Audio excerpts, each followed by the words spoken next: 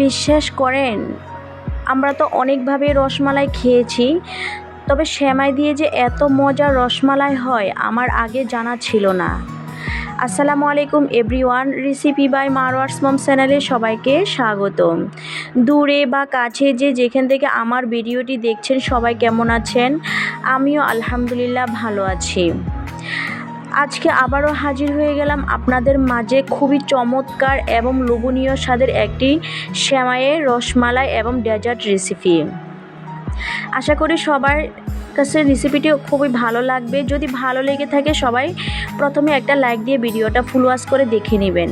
প্রথমে আমি এখানে 1 প্যাকেট লাচ্চা সেমাই নিয়েছি, এগুলো আপনারা যে কোনো মুদি দোকানে পাবেন। এখন আমি লাচ্চা সেমাইয়ের প্যাকেটটা খুলে তারপরে একটা প্লেটে সেমাইগুলো আমি নিয়ে নিব। এখন আমি আরও নিয়েছি 2টি পাকা আমের রস। এই আমগুলো আমি ব্লেন্ডার করে নিয়েছি। তারপর এখন নিয়ে নিব আমি এখানে 1.5 কাপ পরিমাণ তরল দুধ নিয়েছি। এখন আমি চলে যাব চুলায় একটা ফ্রাই প্যান বসিয়ে এর মধ্যে আমি 2 চামচ পরিমাণ ঘি দিয়ে দিব। ঘিগুলো হালকা গরম হলে এখন আমি সেমাইগুলো লো আঁচে ভেজে নিব। সেমাইগুলো ঘি দিলে এই ফ্লেভারটা অনেক ভালো আসবে এবং খেতেও খুবই লোভনীয় লাগবে। আপনারা চেষ্টা করবেন এখানে ঘিটা অ্যাড করতে। তারপর আমি এখন দিয়ে দিব 2 টেবিল চামচ পরিমাণ চিনির পরিমাণটা আপনারা কমিয়ে বাড়িয়ে দিতে পারেন। তারপরে দিয়ে দিব 1/2 চামচ পরিমাণ লবণ। এখন সেমাইগুলো ভাজার শেষে আমি এখানে দিয়ে দিব দুধগুলো আমি দিয়ে একটা রসমালাইয়ের জন্য ডো তৈরি করে নিব সেমাইয়ের। এভাবে আমি লো আঁচে 2-3 মিনিট রান্না করে তারপরে আমি চুলা থেকে নামিয়ে একটা প্লেটে নিয়ে নেব সেমাইগুলো। এই সেমাইয়ের ডেজার্টগুলো যতটা হেলদি এবং খেতে ততটা সুস্বাদু। ছোট বড় সকলেই খুবই পছন্দ করবেন এই ডেজার্ট রেসিপিটি। আপনারা একবার হলো বাসায় এভাবে বানিয়ে দিবেন, পরিবারের সবাইকে খাওয়াবেন। ঠান্ডা করার শেষে এখন এখানের মধ্যে আমি অ্যাড করে নিব 2 চামচ পরিমাণ গুঁড়ো দুধ পাউডারটা অ্যাড করলে খেতে খুবই দুর্দান্ত স্বাদ লাগবে। তারপরে দিয়ে দিব আমি 1/2 চামচ পরিমাণ ঘি দেওয়ার পরে এখন আমি এগুলোকে হাত দিয়ে ভালো করে একবারে মথে নিব। সেমাইগুলো যত মথানো হবে, যত মথে নেবেন ভালোভাবে, তত স্পঞ্জ এবং নরম তুলতুলে হবে এবং খেতে লাগবেও দুর্দান্ত স্বাদ এবং খুবই লোভনীয়, যা এর স্বাদ সারা জীবন আপনার মুখে লেগে থাকবে। খুবই অল্প উপকরণ এবং খুবই কম সময়ে এই ডেজার্টটি বানানো যায়। এখন আমি রসমালাইয়ের শেপে গোল শেপে আমি সবগুলো রসমালাই এইভাবে বানিয়ে নিব। যারা নতুন বন্ধু আমার ভিডিওটি দেখছেন অথবা লাইক করে নাই, প্লিজ লাইক করে এবং সাবস্ক্রাইব করে আমার পাশে থেকে যাবেন এবং পাশে বেল আইকনটি ক্লিক করে রাখবেন, যাতে আমি নিত্য নতুন রেসিপি ছাড়ার সাথে সাথে সবার আগে আপনাদের কাছে পৌঁছে যায়। এখন এইভাবে করে আমি গোল করে সবগুলো রসমালাই আমি বানিয়ে নিব। আপনারা একবার হলো বাসায় এই রসমালাইটা বানিয়ে খাবেন, বিশ্বাস করবেন না, খেয়ে এত মজা পাবেন, ইচ্ছে করবে আপনাদের শুধু বারবার এটাই বানিয়ে খাই। এতটা চমৎকার, এতটা লোভনীয়। সবগুলো রসমালাই আমার বানানো শেষ। এখন আমি একটা আপনাদেরকে কাছ থেকে দেখাচ্ছি কতটা সুন্দর হয়েছে, মাশাআল্লাহ।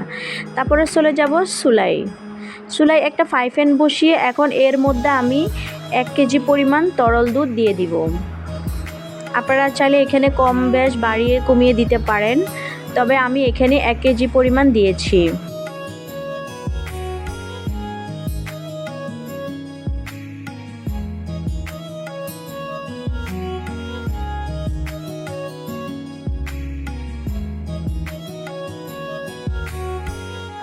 আশা করি আমার আজকের সহজ রেসিপিটা আপনাদের খুবই ভালো লাগবে।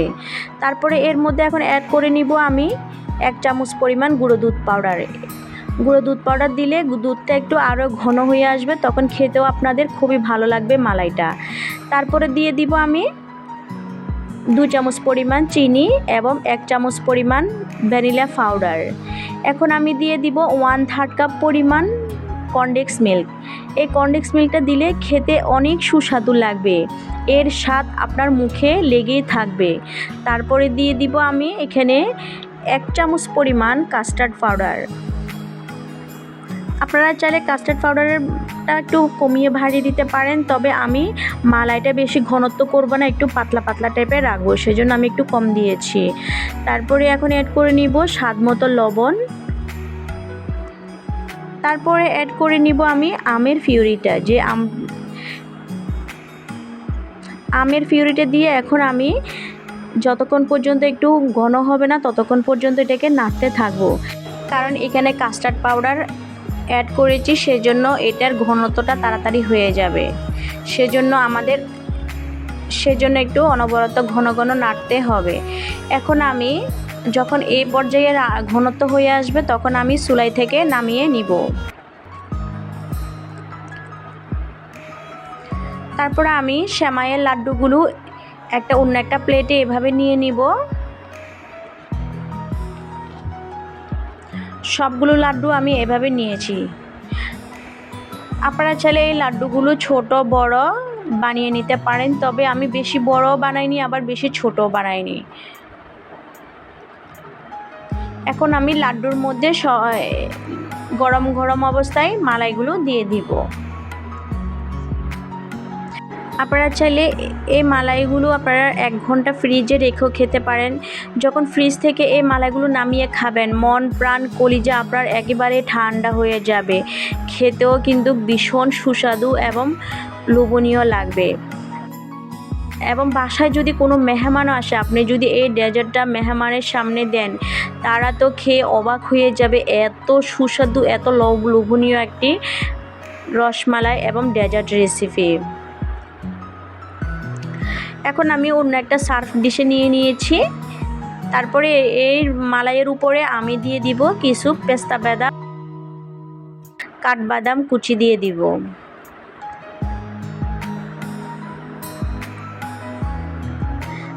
মাশাআল্লাহ, দেখতে পাচ্ছেন দর্শক কতটা চমৎকার, কতটা লোভনীয় লাগছে। বিশ্বাসই হচ্ছে না যে এগুলো যে সেমাই দিয়ে বানানো।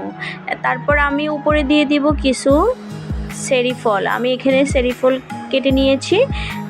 এখন একটু সুন্দর আকর্ষণের জন্য আপনারা চাইলে এটা দিতে পারেন বা স্কিপও করতে পারেন।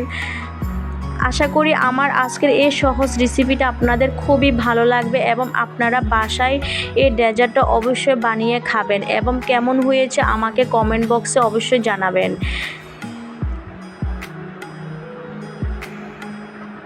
সবাই ভালো থাকবেন, সুস্থ থাকবেন। সবার জন্য রইল অনেক অনেক দোয়া ও শুভকামনা।